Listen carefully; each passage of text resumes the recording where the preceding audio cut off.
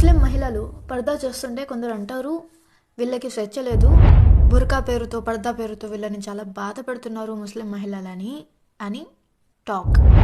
ఎవరు చెప్పారండి మీతో ముస్లిం మహిళలకి ఫ్రీడమ్ లేదని? ఇది మా ఇష్టపూర్వకంగా మేము పర్దా చేస్తున్నాం, తెలుసా మీకు? ఇది నిజమే. ఈ పర్దా అనేది కొందరు ముస్లిం మహిళలు కూడా చేయరండి, వాళ్ళకి నాలెడ్జ్ లేదు. ఖురాన్ చదివి దాన్ని అనుసరించి తన జీవితాన్ని గడుపుతున్న ప్రతి మహిళ కూడా పర్దా చేస్తారండి.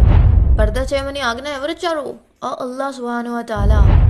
అల్లాహ్ తాలా ఖురాన్లో ఇలా చెప్తున్నారు, ఓ ముహమ్మద్ సల్లల్లాహు అలైహి వసల్లం, విశ్వాసులైన స్త్రీలతో ఇలా చెప్పండి, వారు బయటికి వెళ్ళేటప్పుడు లేదా పరాయి పురుషుల ముందు పర్దా చేయాలి. ఎందుకు చేయాలి పర్దా? దాని వలన, పర్దా చేయడం వలన స్త్రీలు బాధింపబడకుండా ఉంటారు. మన ప్రొటెక్షన్ కోసమేనండి పర్దా, అల్లాహ్కి తెలుసు. ఈ రోజుల్లో చూస్తున్నాం కదా ఎన్ని అఘాయిత్యాలు జరుగుతున్నాయి ఆడపిల్లల మీద. కొందరు చెప్తారు పర్దా ఎందుకండి, చూసే చూపులను బట్టి ఉంటుంది.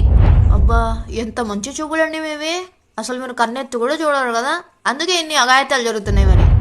సో ఇది పక్కన పెడితే, ఒక స్త్రీ యొక్క అందం కేవలం తన భర్త కోసమే, పరాయి పురుషుల కోసం కాదు. ఫేస్ చూపిస్తూ బయట తిరగడాన్ని మీరు స్వేచ్ఛ అని భావిస్తే ఇలాంటి స్వేచ్ఛ మాకు అక్కర్లేదండి.